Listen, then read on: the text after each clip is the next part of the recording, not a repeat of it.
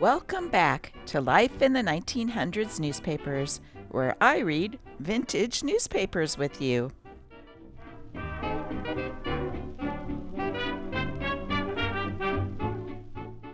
Today, we're going to have some fun the 1930s way.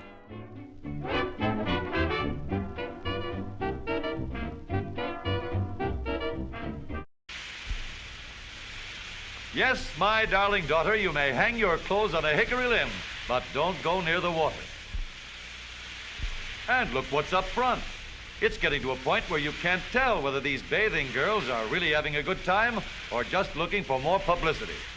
Anyway, here's one way to make four figures look like a million. Bareback baseball, if you please. Without bats, bases, or umpire, and not much of a uniform. They used to call it anti-eye over. Now it's just anti. Even beach ball gets monotonous. At least the game has been called on account of something or other. It may even be something exciting. Anyway, it's unanimous.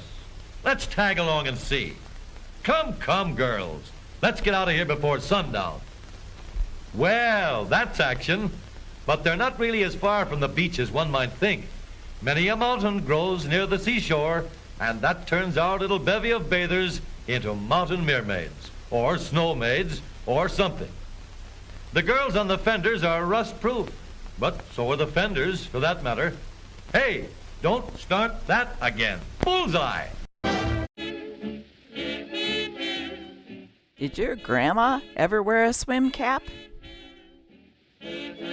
I remember I would go swimming at my grandma and grandpa's, and they had a pool. But they required a swim cap, so I had to borrow one of my grandmother's.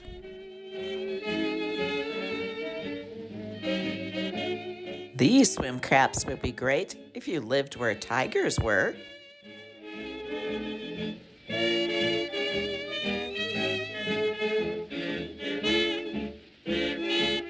It was difficult to stretch that hard rubber over your hair.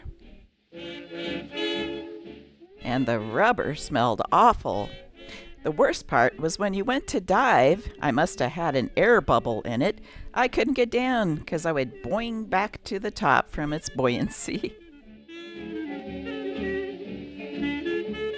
Do you have any memories of wearing a swim cap? Let me know in the comments below. I really got a kick out of the one that looks like hair.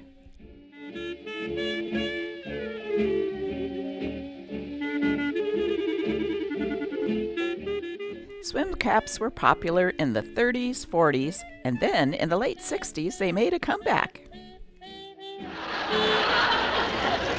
Very interesting.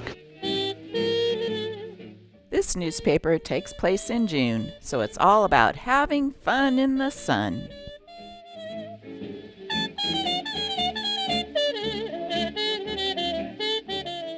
Today's newspaper is an extra edition of the Boston Sunday Post, dated June 21st, 1936.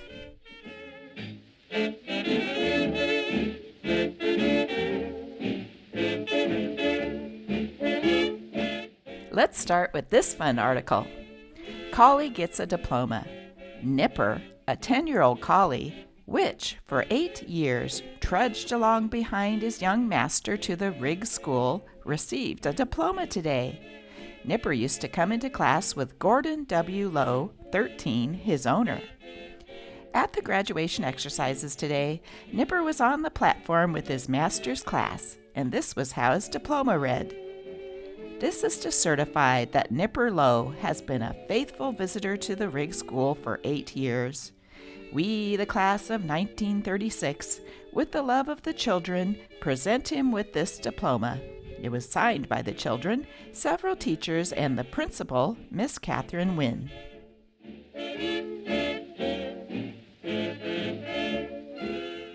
The Great Depression was in the 30s, and many men were out of jobs.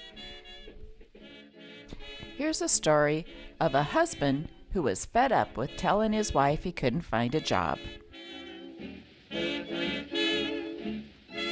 He faked story of robbery. Nielsen appeared at the Back Bay station with several cuts on his head and the sad tale of having been set upon and robbed of $50 on Irvington Street.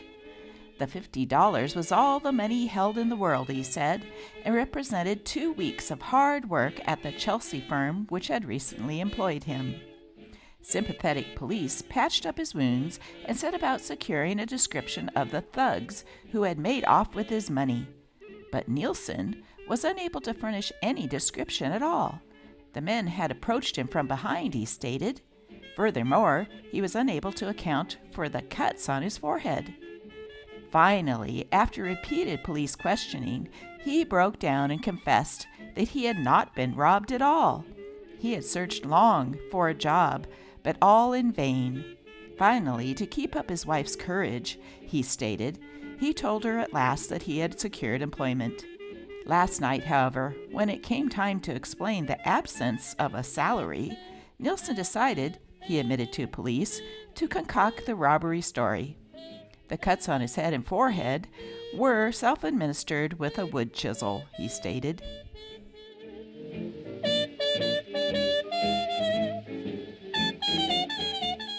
Latest in bathing suits. Miss Marjorie Brooker of New York, wearing one of the Tahitian bathing suits that is proving so popular among society bathers at the fashionable Longshore Club at Westport, Connecticut.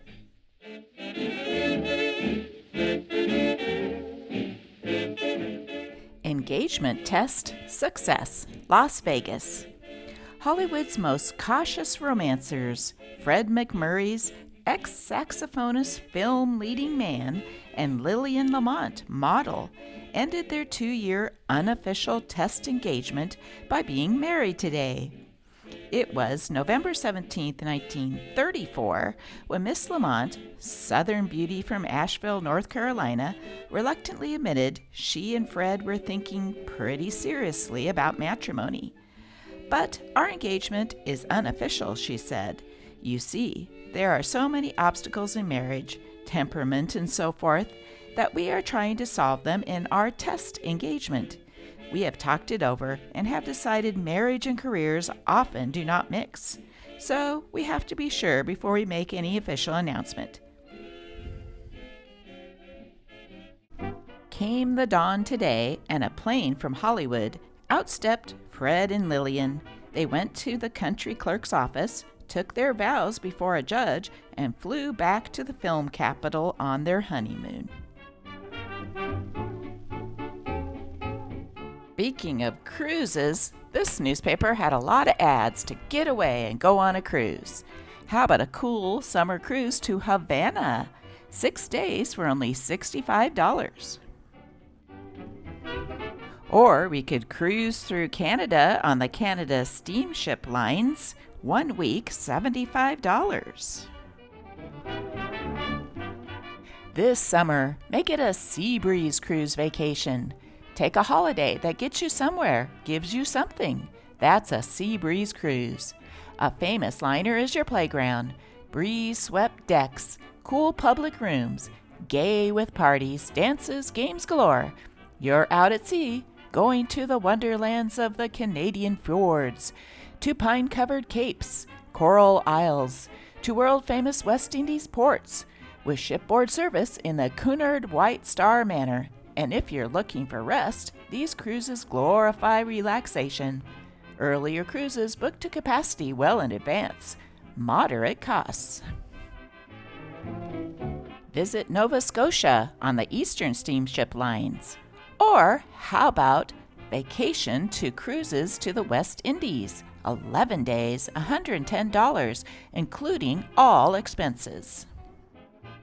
These glorious cruises give you everything. Shipboard gaiety on the popular Borinquin or Camo, swimming, deck sports, talkies, dances, then extensive sightseeing in beautiful Puerto Rico and the Dominican Republic, with famous loop trip through Puerto Rican mountains, brilliant dinner dance at the Smart San Juan Resort, sightseeing and luncheon in Trujillo City, and at no extra expense, maintenance aboard ship for entire cruise.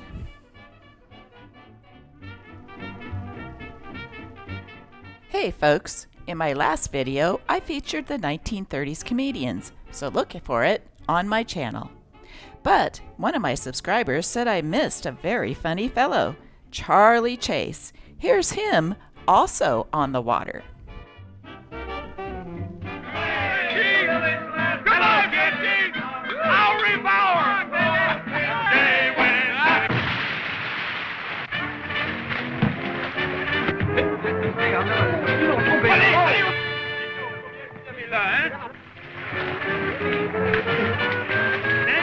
Hey, you guys!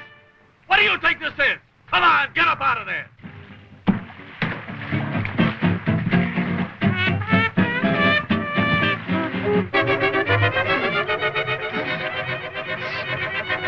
Adam! Attention!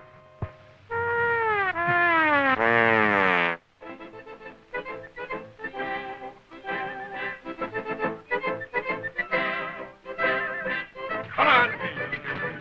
Make it snappy! Attention! Clowning again, eh? Button up that coat! Oh, well, you're gonna start that all over again. Shut up! You men report aboard ship. Wait a minute. You can't take that monkey on board ship. Oh, Lieutenant! Shut up and get rid of him. Come on. Goodbye, pal. This parting is causing me so much pain.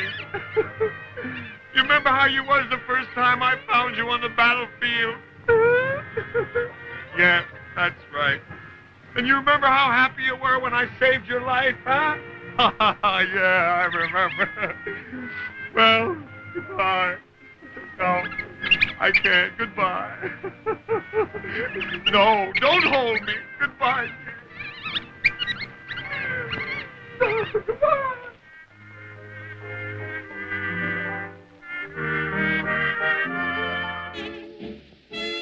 Did you know in the 1930s many unemployed men got work as sandwich men?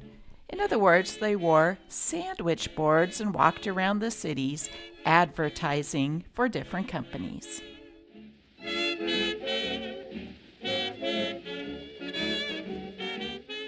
Sandwiches make glorified sandwich men. No water can wash the signs off these sand sprites who patrol the Strand to herald the opening of Long Beach, California for the summer. The lettering was painted on with watercolor developed under hot sun, and when the paint was washed off, the letters stood out in strong white against the tan skins. Their names are left to right: Dorothy Andrus, Betty Heglin, Phyllis Werner, and Grace Sorensen. McDonald's serves satin cotton bathing tunics for larger women, $2.50, sizes 44 to 54. If you are stout, save yourself much time and money by coming here for your swimsuit. A wide range of sizes and styles from $3.98 to $10.98. 86 Tremont Street. Listen. What's the greatest problem now throughout the land? What's the only problem needs a helping hand? It isn't prohibition or farm relief, I find. It's something more important now on everybody's mind. Just walk into any home today. It's 10 to 1 you'll hear each husband say, my wife is on a diet, and since she's on a diet, home isn't home anymore. No gravy and potatoes, just lettuce and tomatoes. Where are the pies I adore? Oh, oh, oh, oh, what a disgrace. I'm ashamed to look a grapefruit straight in the face. My wife is on a diet, and since she's on a diet, I'm losing a pound every day. Monday, grapefruit, breakfast and for dinner, and at night some orange juice. Tuesday, grapefruit, boys, I'm growing thinner. all my clothes are getting loose. Wednesday, Thursday, then I feel satisfied, 'cause then I change to coffee with grapefruit on the side. From Friday to Sunday is more than I can stand. Before the 18th day, I'll have a lily in my hand. My wife is on a diet. She tries to keep it quiet. Gee, but she looks like the deuce. What used to be her fender is growing thin and slender. Even her bumper is loose. Round her chassis, she's not the same. Why, you can even see the bolts that hold up her frame. My wife is on a diet, and since she's on a diet, I never go home anymore. Ah, but fun in the sun can come with some hazards. New ways to tame vicious mosquitoes. Buzz, smack, buzz, swat, buzz, dang. That was a fashionable audience gathered in the outdoor stadium hard by the celebrated New Jersey Flats. They were waiting to hear Lily Pons, the metropolitan diva, warble her enchanting notes. But for a little while it appeared that the famous singer's show would be stolen by the equally famous Jersey Skeeters. Up from the flats, supposed to have been rid of mosquitoes by drainage and oil applications years ago, swarmed the buzzing legions, the real wide-winged, long-beaked, strident-sounding saltwater skeeter that gave New Jersey note. Of course, those mosquitoes may not have come from the flats at all. They have just come across the flats, for the real McCoy and saltwater buzzers will travel a long way for juicy prey. Why, one was found more than 100 miles back from the shore right here in Massachusetts.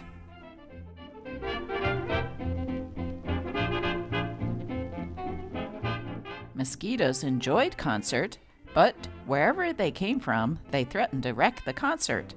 Not even the voice of a foghorn could have been heard above the rapid-fire tattoo of staccato slapping that rose to the arching heavens.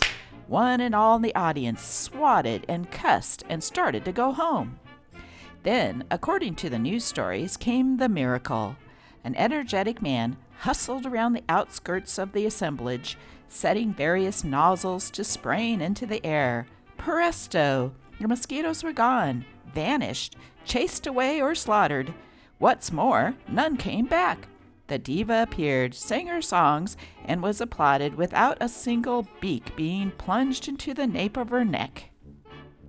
It's hard to believe that any concoction could be stirred up strong enough to kill real hardy skeeters, especially in the open air, without slaughtering all animal life in the vicinity and turning the vegetation brown.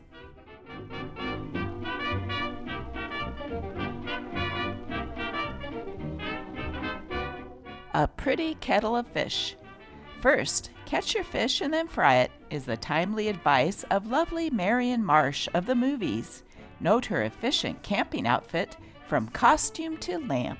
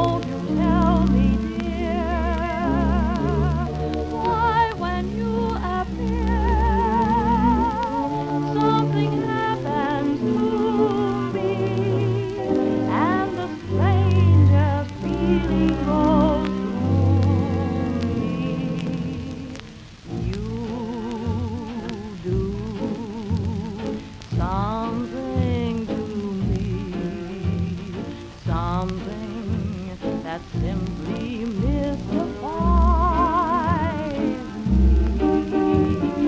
Tell me, why should it be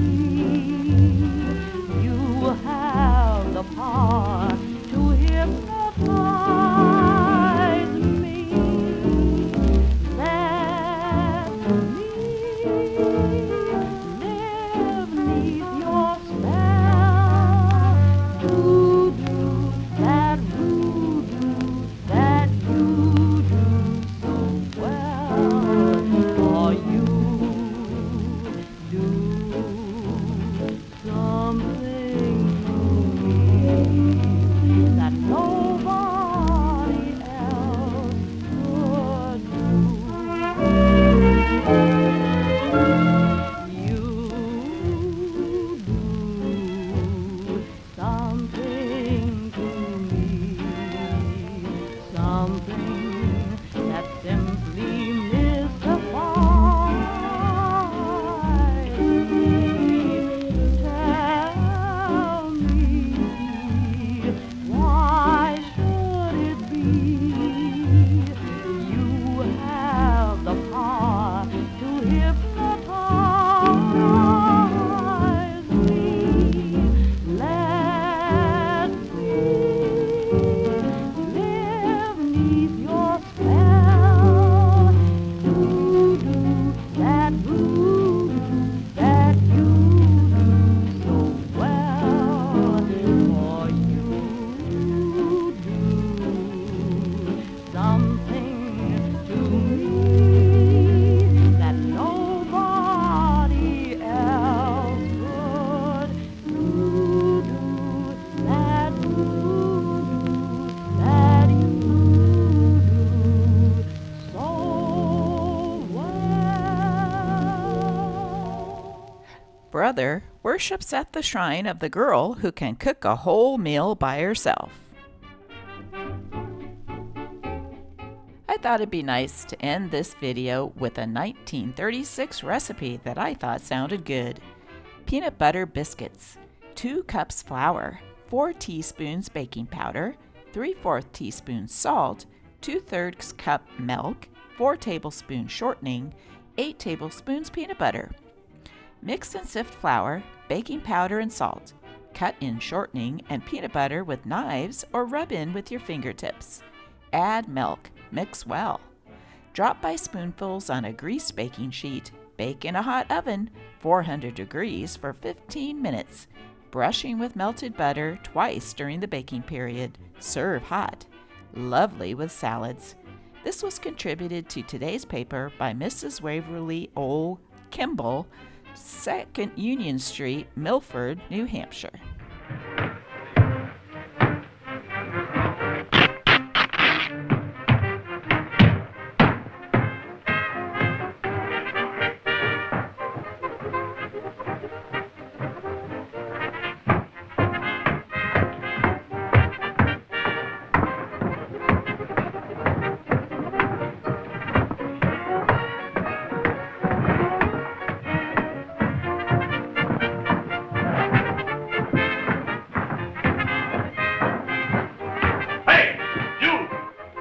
What have you got in that sack?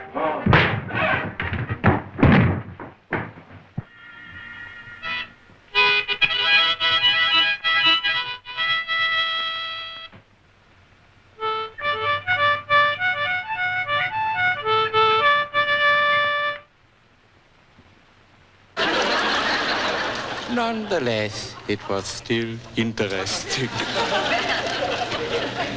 Stupid. Interesting. All right. It was interesting, but it was also stupid.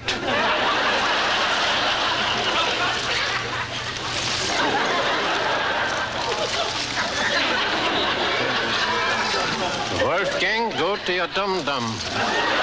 What's a dum-dum? The Fuhrer is alive and living in Kate Smith.